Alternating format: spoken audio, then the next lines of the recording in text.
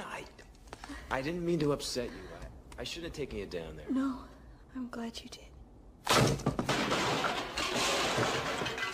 Steel.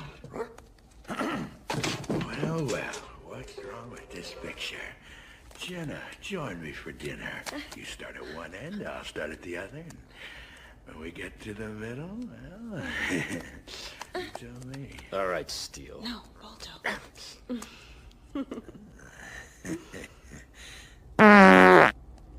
Gee, Steel.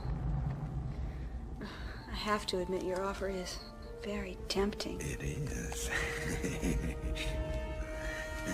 These days I prefer my meat cooked.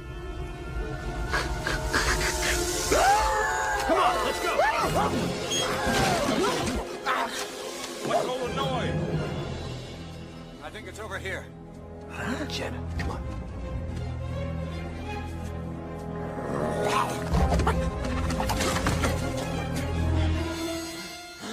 Looks like Balto's found his way into your meat locker. It's a good thing Steele was here. Good boy, Steele. You've earned these.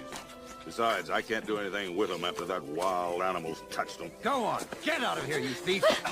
Come on, Jenna, let's go home.